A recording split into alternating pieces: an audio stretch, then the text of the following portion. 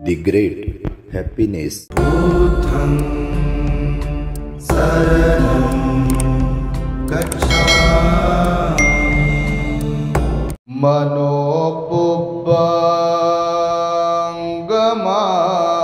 धम्मा मनोसिद्धा मनोमया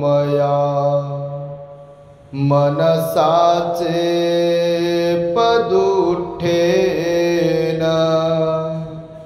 भासति वा करोति वा ततो नं दुःखमन्वेति चक्कं वा वहतो पदम्। संपूर्ण विश्वाला ज्यांनी सुख शांती मानवता तथा दुःख मुक्तीचा आर्य संदेश दिला, असे ते दुःख मुक्तीचे मार्गदाता दुःखमुक्त महामानव महान कारुणिक तथागत भगवान सम्यक संबुद्ध तथागतांनी आपल्या शुद्ध प्रज्ञेतून निर्मिलेला सद्धम्म आणि त्याच सद्धम्माचा गेली 2500 वर्षांपासून सातत्याने अहोरात्र प्रचार आणि प्रसार करणारा पूजनीय भिक्खू संघ या महान आणि सर्वश्रेष्ठ अशा त्रिरत्नांना प्रथमतः त्रिवार अभिवादन करतो, ज्यांच्या महान आणि असीम त्याग प्रभावामुळे आपल्याला जो हा अनमोल असा बुद्ध धम्म लाभला आणि ज्यांच्यामुळे आपल्याला हे एवढे मोठे वैभव प्राप्त झाले, असे महान युग प्रवर्तक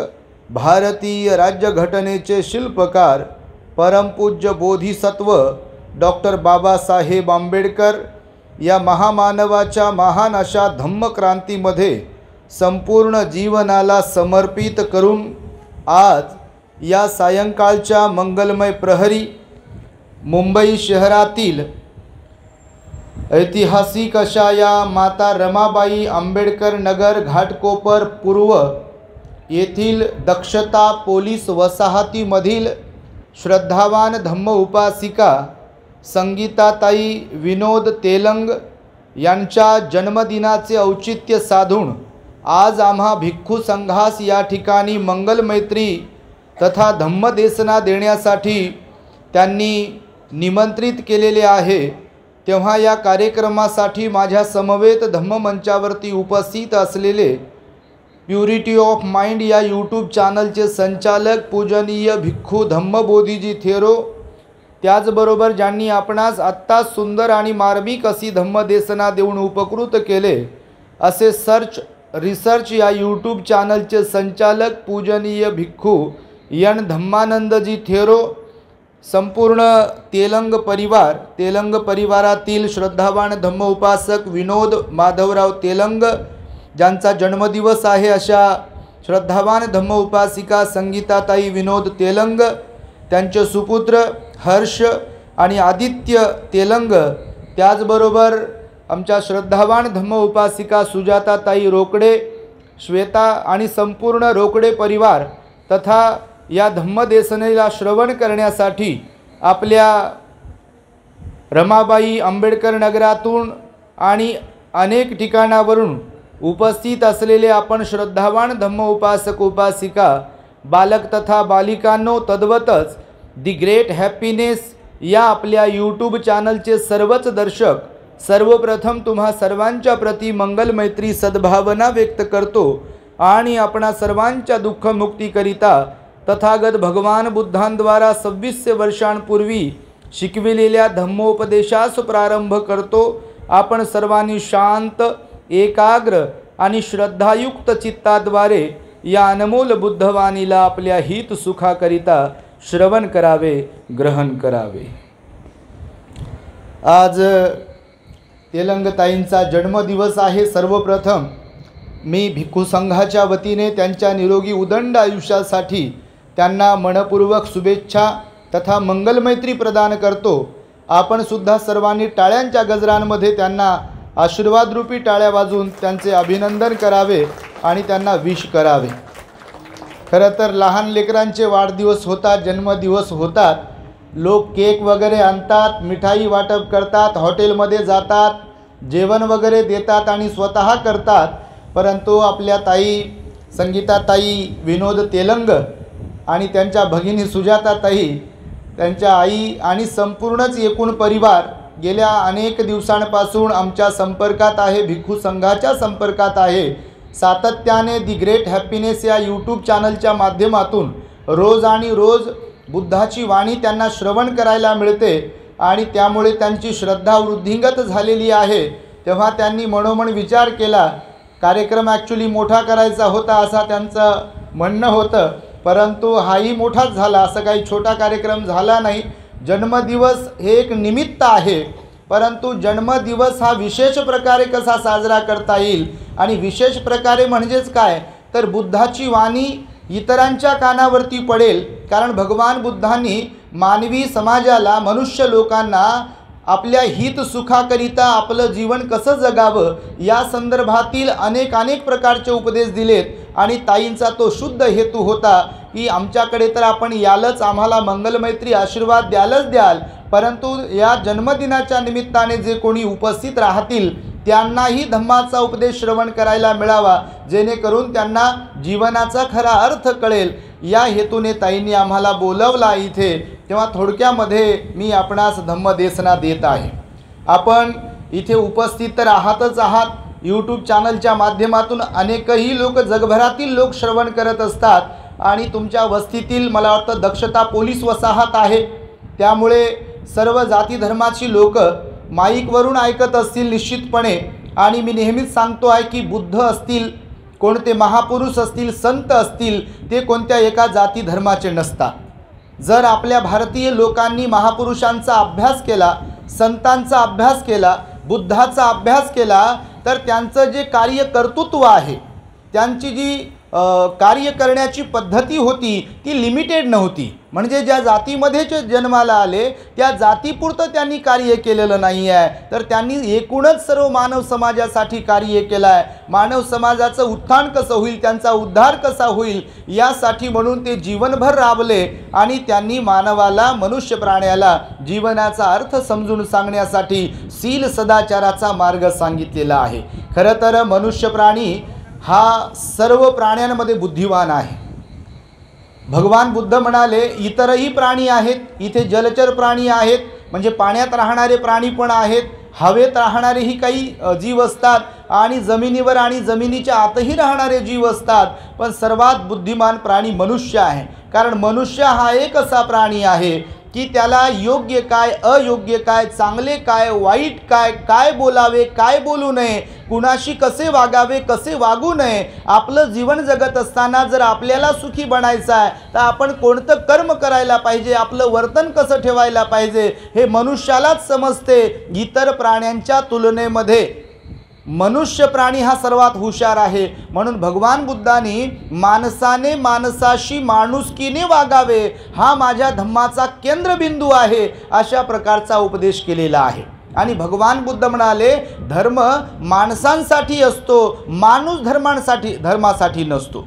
धर्म माणसांसाठी असला पाहिजे, म्हणजे धर्माने माणसांना योग्य वळण लावले पाहिजे. धर्माने माणसाला शिकवावे की माणसाने बोलावे कसे, वागावे कसे, वर्तन कसे ठेवावे. आणि त्यामुळे एकंदरीतच भगवंताची वाणी ही सार्वजनिक आहे. आपणास ठाऊक असेल की भगवंताच्या काळामध्ये विविध प्रकारच्या मानसिकतेतली लोक भगवंताकडे येत राहिली आणि जीवनाचा अर्थ समजून घेत राहिली. मी तुम्हाला सुरुवातीला एक दृष्टांत सांगेल आणि त्याच्यावरतीच थोडंसं भाष्य करणार आहे. एकदा बघा, खरं तर या जगतामध्ये आणि जगाचं तर सोडाच, आपल्या देशातला जरी विचार केला तरी आपल्या देशातील बऱ्याच लोकांना असं वाटतं की आम्ही धार्मिक आहोत.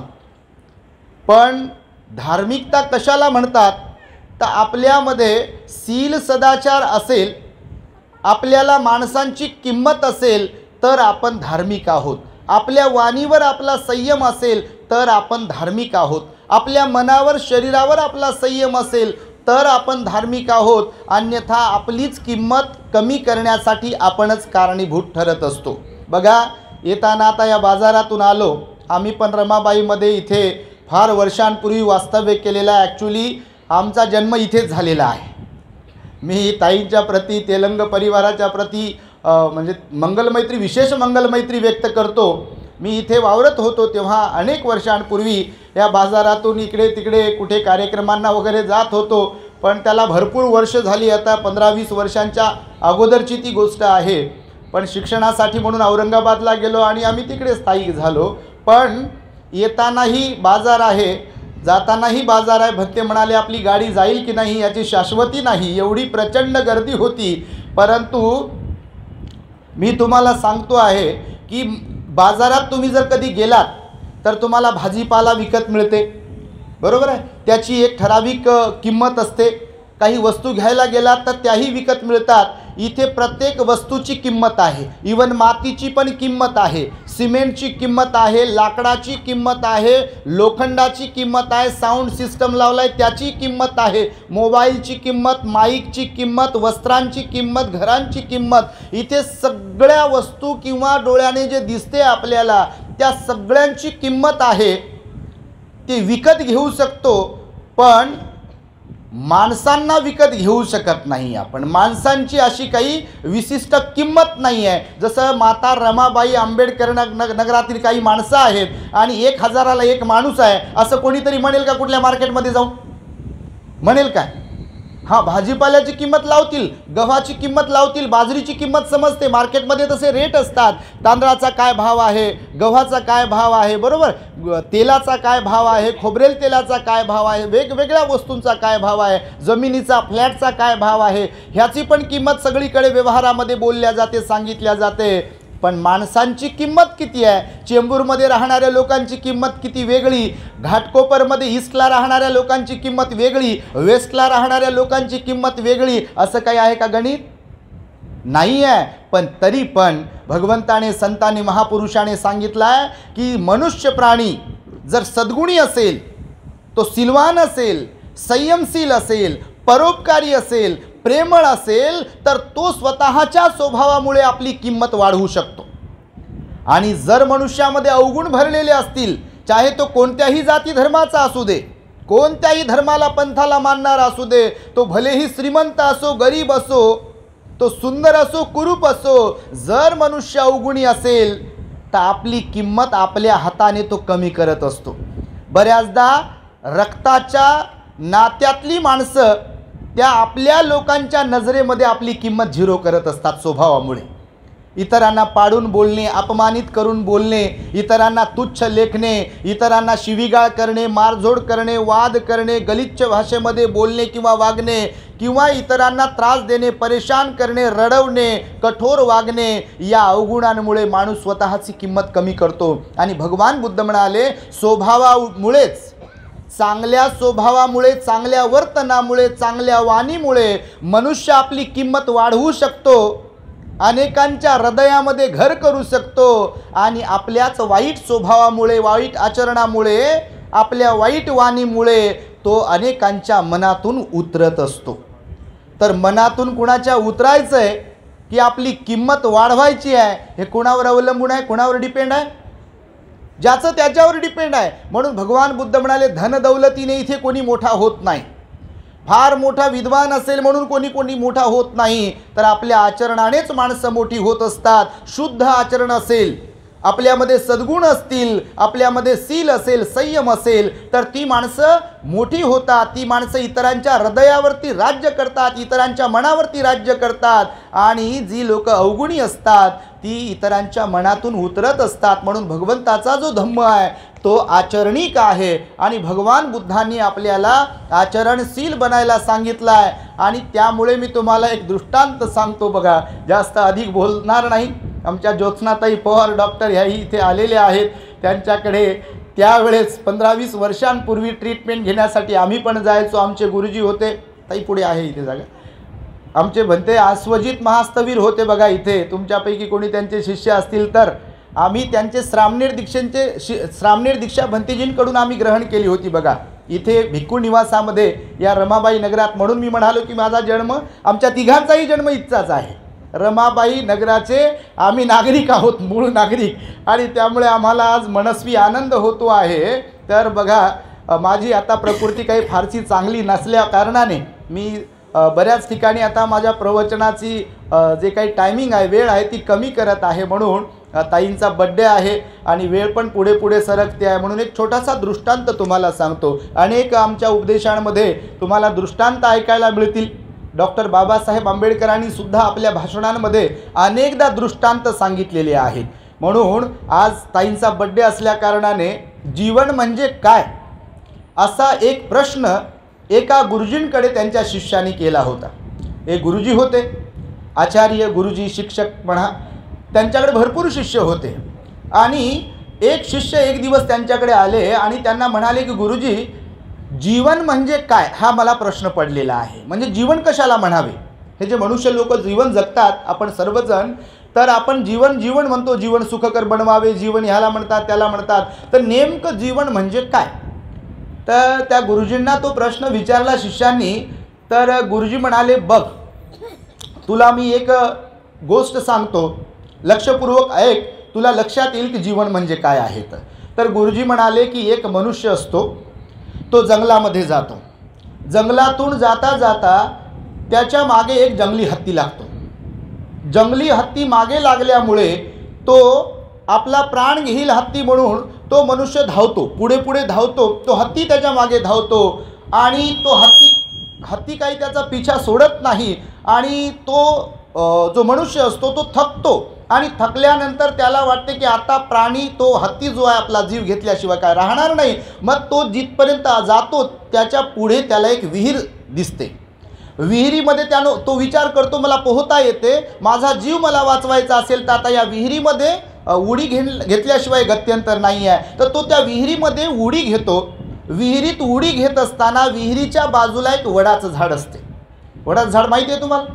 त्या वडाच्या झाडाला पारंब्या असतात बघा, जटा असतात खाली आलेल्या.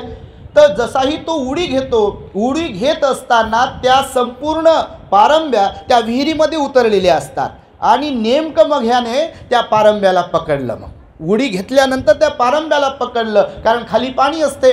मग तो पकडून तसा थांबतो. त्याचं हृदय कंपायमान होते, काळीच धडधड धडधड करते. त्याला वाटते की अरे बापरे, आता आपण मेलो असतो, कारण हत्तीने आपल्याला एकदम पायाखाली घेतलं असतं, सोंडेमध्ये पकडलं असतं, त्यामध्ये आपला जीव गेला असता. तर तो त्या पारंब्याला जसाही पकडतो त्याला वाटते की हां आता आपण वाचलो असं वाटत असताना त्याची नजर खाली जाते विहिरीमध्ये. तो खाली जसाही पाहतो त्या विहिरीमध्ये एक मगर अशी वरती तोंड करून त्याला दिसते. त्याच्या मनातली भीती जाते न जाते पुन्हा भीती निर्माण होते की अरे बापरे, आता या पारंबीला जर आपण सोडलं म्हणजे आपले हात जर निसटले तर डिरेक्टली आपण कुठे चाललो आहे?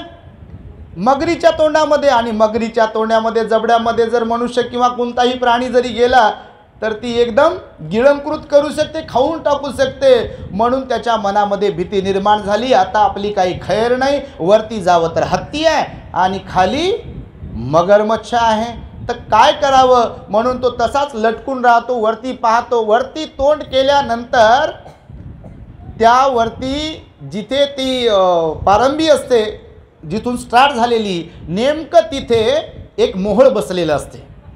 मोहळ समजते ना, मध असते त्याला, हनी. ती पारंबी खाली लटकल्यामुळे, त्याला धक्का बसल्यामुळे त्या मोहळाचा जो गड्डा असतो, कांदा असतो, त्यातून थोडा थोडा थोडा थोडा तो जो काही मध आहे तर तो टपकतो नेमका त्याच्या तोंडात टपकतो. हा अगोदर हत्तीमुळे घाबरलेला असतो, खाली पाहतो तर मगरीमुळे घाबरलेला असतो, परंतु त्या दरम्यान त्याचं तोंड वरती जाते आणि त्याच्या तोंडामध्ये मधाची एक थेंब थेंब थेंब थेंब धार जेव्हा पडते तेव्हा हत्तीलाही विसरतो आणि मगरीलाही विसरतो. म्हणजेच त्याची भीती कमी होते, कारण तोंडामध्ये मध पडत असते. आणि जीभ, हे कान, हे डोळे, आपले पंच इंद्रिय असे आहेत की त्याला पाहिजे ते जेव्हा जेव्हा कधी काही भेटत राहील तेव्हा तेव्हा बाकीच्या गोष्टी आपण ॲटोमॅटिकली आपल्या मनापासून दूर जातात आणि ती जी तृष्णा आहे ती तृष्णा भागवत असल्या कारणाने माइंड डायवर्ट होते. बघा आताही भगवंताने विपස්සनेमध्ये मेडिटेशनमध्ये तेच शिकवलं आहे आपल्याला. जे मनाला एकाग्र करण्यासाठी श्वासाला बघायला सांगितलं आहे त्याचं तेच कारण आहे. कारण भगवान बुद्ध म्हणाले दुःख दुःख जेवढं म्हणत बसाल, दुःखाला जे आपल्या चॅनलवरती प्रवचन आहे बघा, दुःखाला कवटाळत बसलात तर दुःख वाढत जाते. हा निसर्गाचा सायन्सचा नियमच आहे. जेवढं दुःख दुःख मनावर घेऊ तेवढं आपण दुःखी होऊ. पण दुःखाला जेवढं इग्नोर करू आपण, माइंड डायवर्ट करू आपण दुसऱ्या चांगल्या गोष्टींकडे, तेव्हा तेव्हा आपलं दुःख हलकं होऊ शकते. आणि म्हणून त्याच्या तोंडामध्ये जेव्हा ते मध पडत होता तेव्हा त्याचं दुःख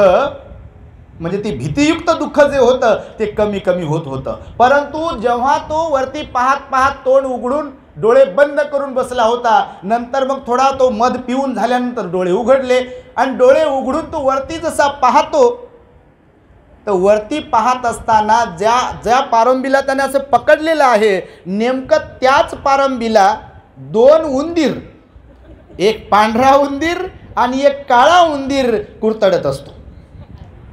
तर बघा घटनाक्रम कसा आहे. घटनाक्रम हत्ती मागे लागला ह्याच्या आणि ह्याला जीव वाचवायचं म्हणून विहिरीत उडी घेतली आहे. विहिरीत उडी घेतल्यानंतर यानं पारंबीला पकडला आहे. पारंबीला पकडल्याबरोबर खाली पाहिलं तर मगर दिसते आहे. मगरीला पाहून त्याने वरती पाहिलं आहे तर वरती पाहिल्याबरोबर मध याच्या तोंडामध्ये टपकतो आहे आणि मध खाऊन खाऊन थोडंसं पोट भरलं असं वाटलं. डोळे उघडले तर वरती पाहतो तर पांढरा उंदीर आणि काळा उंदीर दोन्ही साईडने त्या पारंबीला कुरतडत आहेत, कट करत आहेत. आता काय होईल? आता ते गुरुजी त्या शिष्याला ही गोष्ट सांगत होते. एवढं सांगून गुरुजी थांबले. आता हा शिष्य ऐकत होता. आता असं काही ऐकत असताना पुढे काय होईल ही उत्सुकता असते. आता तुम्हालाही जशी उत्सुकता लागली होती की आता पुढे काय होईल. तर गुरुजी थांबले. तर शिष्य म्हणाले त्याला, गुरुजी पुढे काय झालं? तर गुरुजी म्हणाले तुला काय वाटते पुढे काय होईल? तुला काय समजलं या गोष्टीमधून, घटनेमधून? तर तो म्हणाला गुरुजी मला काही समजलं नाही. मी शिष्य आहे तुमचा, तुम्ही गुरुजी आहात, तर मला सांगा आता पुढे काय झालं तर. तर मग गुरुजी त्याला समजावून सांगतात की बघ तू काय प्रश्न विचारला होता, जीवन म्हणजे काय? तर गुरुजी त्याला म्हणतात की बघ हत्ती जो याच्या मागे लागला होता त्या मनुष्याच्या, तो हत्ती म्हणजे काळ आहे. काळ म्हणजे संकट आहे. मनुष्य जीवन जगत असताना प्रत्येकाच्या वाट्याला कधी कोणतं संकट येत राहील, कधी कोणत्या परेशाने, कधी कोणतं दुःख वाट्याला येत राहील ते सांगता येतं काय?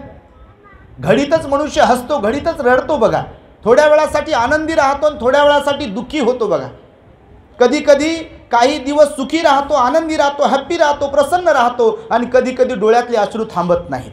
असं होते बघा प्रत्येकाच्या जीवनामध्ये. आणि त्यामुळे ते गुरुजी त्याला म्हणतात की तो जो हत्ती आहे तो हत्ती म्हणजे संकट होतं. ती मगर जी आहे ती मगर म्हणजे मृत्यू होता. जीवनाबद्दल सांगतात जीवन म्हणजे काय, हत्ती म्हणजे काय तर संकट आहे म्हणजे काळ आहे, मगर म्हणजे मृत्यू आहे. ते दोन उंदरं जे आहेत, काळा उंदीर म्हणजे रात्र आहे आणि पांढरा उंदीर म्हणजे दिवस आहे.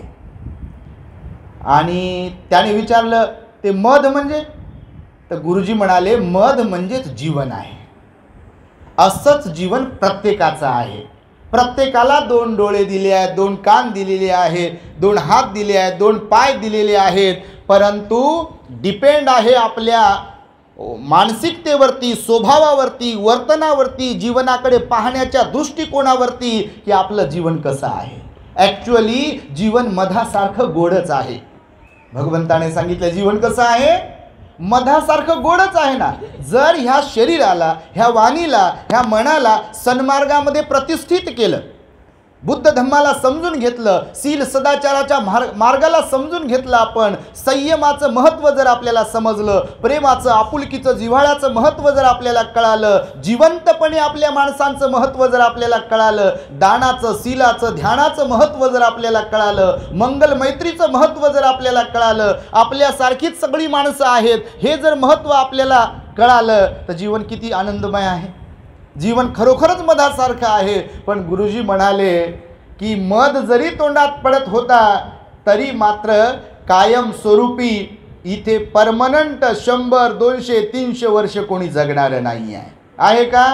बिलकुल नाही. कुणाकडे खूप पैसा आहे, डॉक्टरही विकत घेतो आणि आम्ही 200-300 वर्ष जगतोच, समजा असा कोणी विचार केला तर जगेल काय? जगेल का? बिलकुल नाही. तो कोणता डान्सर होता म्हणे, काय त्याचं नाव, मायकल जॅक्सन का काय? मायकल जॅक्सन, बाप्पा तुम्हाला तर सर्वच माहिती. तर तो मायकल जॅक्सन जो होता डान्सर, तो वर्ल्ड फेमस होता, जगप्रसिद्ध होता आणि त्याने विचार केला होता म्हणे, असा संकल्प होता त्याचा काहीतरी की मी 150 वर्ष जगणार आहे. 17-18 डॉक्टर्स त्याच्याबरोबर असायचे, 24 आवर पूर्ण वेळ डॉक्टर्स त्याच्याबरोबर असायचे, मेडिसिन त्याच्याबरोबर असायचं. त्याचे नाश्ता ब्रेकफास्टमध्ये काय द्यायला पाहिजे, काय नाही द्यायला पाहिजे, दुपारच्या लंचमध्ये काय द्यायला पाहिजे, काय नाही द्यायला पाहिजे, सायंकाळच्या जेवणामध्ये काय द्यायला पाहिजे, काय नाही द्यायला पाहिजे, सगळ्या गोष्टी डॉक्टरच्या चेकअपनेच व्हायच्या. पण तरी तो गेला की नाही? मनुष्याचं प्रत्येकाचंच असं आहे. भगवंताने सांगितले पूर्वकर्मामुळे आणि वर्तमानातील काही कर्मांमुळे मृत्यू, सुख, दुःख आपल्या वाट्याला वेगवेगळ्या वेळी येत राहतात बघा. परंतु बऱ्याच गोष्टी आपल्या हातात असतात वर्तमान जीवनामध्ये. वर्तमान जीवनामध्ये स्वतःला जर आपण सद्गुणी बनवतो आहे, चांगलं बनवतो आहे, महापुरुषांच्या मार्गावरती जर आपण चालतो आहे, संयमाने जर आपण वागतो आहे, काया वाचा मनाने जर सत्कर्म करतो आहे, तर भगवान बुद्ध म्हणाले जेवढं आयुष्य मिळालं आहे त्याचा आपण सदुपयोग करत राहिलो तर प्रसन्नपणाने जीवन जगू शकतो. आपण स्वतः आनंदी राहायचा आहे तर इतरांना आनंद दिला पाहिजे. पण इतरांना दुःख देऊन या जगात कोणी आनंदी राहू शकत नाही. इतरांच्या डोळ्यांमध्ये अश्रू देऊन कोणी स्वतः खुश राहू शकत नाही. त्यासाठी भगवंताने सांगितलेले तत्व आपल्याला पाळावे लागतात आणि त्यामुळे जीवन प्रत्येकाला सारखंच जरी मिळालं आहे, परंतु त्याचा उपयोग कसा करावा, त्याचा उपभोग कसा घ्यावा हे कुणावर अवलंबून आहे? प्रत्येकावर, स्वतःवर अवलंबून आहे. या जगातली कोणती शक्ती, कोणती पॉवर आपल्याला सुखी किंवा दुःखी बनवू शकत नाही. सर्वस्वी आपल्यावर अवलंबून आहे म्हणाले भगवान बुद्ध. जग ॲटोमॅटिकली चालत नाही. जगामध्ये ज्या ज्या कोणत्या घटना घडतात त्याला कारणं आहेत. आपल्या घाटकोपरमध्येच काही दिवसांपूर्वी जे बॅनर पडलं ते आपोआप पडलं असेल काय? तर आपोआप पडलं नाही. त्याचं कारण वरवर करणी जरी आपल्याला कुणाला समजत नसेल तरी विनाकारण काहीच घडत नाही या जगतामध्ये, असं सायन्स हा विज्ञानाचा सिद्धांत भगवंताने मांडलेला आहे. त्यामुळे मानवी जीवनामध्ये सुद्धा आपण जीवन जगत असताना आपल्या वाट्याला ऑटोमॅटिकली किंवा म्हणजे त्याला काय म्हणू की सहज किंवा विनाकारण सुख येत नाही, विनाकारण दुःख येत नाही. प्रतीत्य समुत्पाद नावाचा जो सिद्धांत भगवंताने इथे सांगितला त्याला कार्य कारण भाव म्हणून भगवंताच्या उपदेशाला तो जगविख्यात आहे. भगवान बुद्ध म्हणाले जसे कर्म आपण पेरत राहतो त्याच प्रकारे आपल्याला त्याचा परिणाम मिळतो. ज्याप्रमाणे शेतीमध्ये जे म्हणून काही पेरल्या जाते अगदी तेच प्राप्त होते. ज्वारी पेरल्यानंतर गहू येत नाही. येतात? गहू पेरल्यानंतर ज्वारी येत नाही. कडुलिंबाची झाडं लावल्यावर ऊस येईल काय? आणि ऊस लावल्यानंतर कडुलिंब येईल काय? आणि कोणत्याही जाती धर्माच्या लोकांनी लावू द्या आणि लावल्यानंतर त्याच्यात बदल व्हावा म्हणून कोणाही समोर हात जोडू द्या, होईल काय बदल? बिलकुलच नाही. कापसाला भाव नाही आहे आणि आम्ही कापूस लावला, जर शेतकरी म्हणाले आम्ही हात जोडतो, अजून काय काय करतो, कापसाची तूर झाली पाहिजे किंवा कापसाचं सोयाबीन झालं पाहिजे, होईल काय? आणि आपल्याही जीवनाचं तसंच आहे म्हणाले भगवान बुद्ध. ते मग आम्ही असो, तुम्ही असो की कोणीही असो, कोणत्याही जाती धर्माचा काही संबंध नाही. आचरण महत्त्वाचं आहे. म्हणून आपली किंमत वाढवायची असेल तर आपल्याला सुस्वभावी, प्रेमळ बनवावं लागेल. आपल्या काया वाचा मनावर संयम ठेवावा लागेल. आपली किंमत आपणच वाढवतो आणि आपली किंमत आपणच शून्य करतो, हे भगवंताचं वचन आहे. त्यासाठी ताईंनी आम्हाला या ठिकाणी जन्मदिनाचे औचित्य साधून निमंत्रित केलं आहे. निश्चितपणे त्यांच्यातली धार्मिकता, त्यांच्यातली बुद्ध धम्म संघाबद्दल असलेली श्रद्धा त्यांना पुढे आणि पुढे घेऊन जाईल. त्यांची किंमत, तो त्यांचा स्वभाव आणि हे पुण्यकर्म वाढवत राहील, अशा प्रकारची मंगल आणि उदात्त कामना व्यक्त करतो आणि मी माझ्या शब्दांना इथे पूर्णविराम देतो. भवतो सब मंगलम रक्षन्तु सब सब देवता सब बुद्धानुभावेन सदा सोत्थी भवन्तु ते भवतु सब मंगलं रक्षन्तु सब देवता सब धम्मानुभावेन सदा सोत्थी भवन्तु ते भवतु सब मंगलं रक्षन्तु सब देवता सब संघानुभावेन सदा सोत्थी भवन्तु ते। बुद्धं नमामि धम्मं नमामि संघं नमामि। सूचना आहे सर्वांना, खरं तर बुद्ध बाबासाहेबांना अभिप्रेत असलेला आदर्श बौद्ध समाज निर्माण व्हावा हा आपला अजेंडा आहे, हा आपला शुद्ध हेतू आहे आणि त्यामुळेच प्रत्येक कार्यक्रमातील धम्मदेसना आपल्या चॅनलवरती टाकत असतो। निश्चितपणे तुमच्यापैकी बरेच जण आपल्या दी ग्रेट हॅपीनेस चॅनलचे फॉलोअर्स आहात, सबस्क्रायबर आहात। एकदा सर्वांसाठी टाळ्या वाजवा तुम्ही। हे यासाठी सांगतो आहे की तुमच्यापैकी जे नवीन असतील तर त्यांनी आपल्या परिवारामध्ये टीव्हीला कनेक्ट करून किंवा मोबाईलमध्ये आपल्या परिवारामध्ये परिवर्तन व्हावं, मुलांवर धम्माचे संस्कार व्हावेत, बाबासाहेब त्यांना कळावेत। ही इच्छा ज्यांची कुणाची असेल किंवा घरामध्ये विस्कटलेली घडी ज्यांच्या कुणाची असेल आणि त्यांना वाटत असेल की ती घडी नीट व्हावी, घरामध्ये धम्ममय वातावरण खरंच निर्माण व्हावं, तर त्यांच्यासाठी उपयुक्त असलेलं आपलं दी ग्रेट हॅपीनेस चॅनल आहे। तर आपल्या चॅनलला तुमच्याकडे मोबाईल आहे, टीव्हीवरील किंवा मोबाईलवरील किंवा यूट्यूबवरील नको ते डोकं खराब करणाऱ्या मालिका, सिरियल, चित्रपट पाहण्यापेक्षा आणि मुलांनाही त्या माध्यमातून बिघडवण्यापेक्षा बुद्ध बाबासाहेबांना अभिप्रेत असलेले अनेक विषयांवरील प्रवचन आपल्या चॅनलवरती असतात। तर म्हणून मोबाईलमध्ये जाऊन यूट्यूबला आपल्या दी ग्रेट हॅपीनेसला तुम्ही सबस्क्राईब करावे, इतरांनाही सबस्क्राईब करण्यासाठी सांगावे आणि जी प्रवचनं असतात ती आपल्या नातेवाईक, आप्तेष्ट आणि व्हॉट्सअप ग्रुपवरील जेवढी लोक असतात त्यांना शेअर करत राहावीत, लाईक करावीत आणि कॉमेंट्स करत राहाव्यात, जेणेकरून बुद्ध धम्माचा प्रचार आणि प्रसार होईल। The great happiness.